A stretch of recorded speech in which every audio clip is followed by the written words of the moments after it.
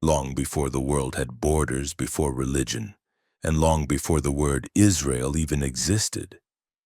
There was a land, green valleys, open plains, caves carved into limestone cliffs. It was one of humanity's first crossroads. This land, today called Israel, was where our species took its first steps out of Africa. And the story of the people who lived here is not just Israel's story. It's our story, the human story. Nearly 1.5 million years ago, the first humans walked this ground. Not Homo sapiens yet, but Homo erectus, ancient travelers who carried fire and stone tools from Africa through this narrow land bridge that connects Africa to Asia. At sites like Ubaidia near the Sea of Galilee, archaeologists found tools, the earliest outside of Africa, proof that humanity's first migration passed right through here. Hundreds of thousands of years later, other humans followed, Neanderthals and finally us, modern humans. In caves like Skul and Kafze on Mount Carmel, scientists found human bones over 100,000 years old, buried with red ochre, maybe the first symbol of faith or love or loss.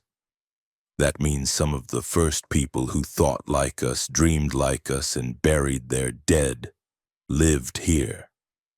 As the Ice Age ended, the world changed. Rivers formed, herds returned, and people settled.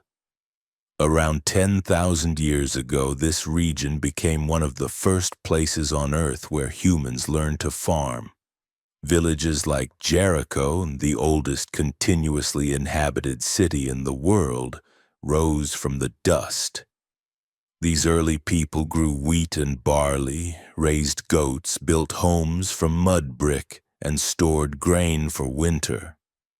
For the first time, humanity stayed in one place long enough to call it home.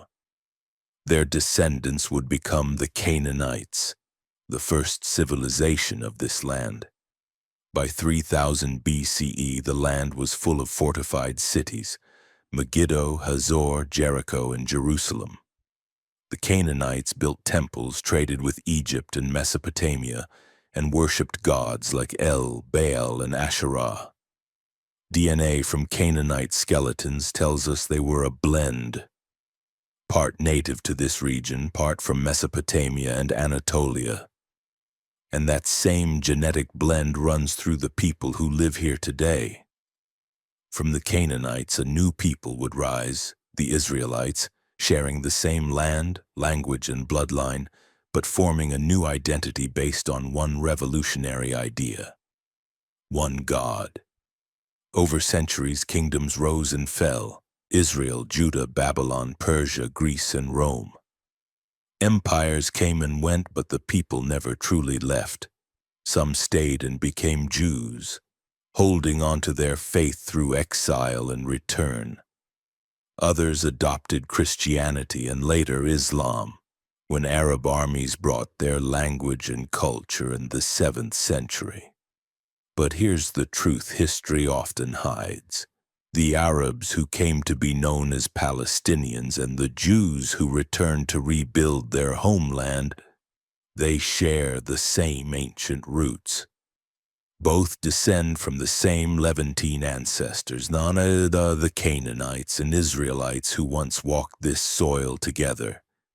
So when we talk about this land today, the conflict, the faith, the pain, we're really looking at a family divided by time and belief, not by origin. Because thousands of years before religion, before borders, before names, they were one people. Their DNA, their bones, and their stories still lie in the same earth. The same valleys, the same caves, the same wind that whispers across the hills of Galilee and the deserts of the Negev. This isn't just the story of Israel, it's the story of us. How we left Africa together, and how even now we are still finding our way back home.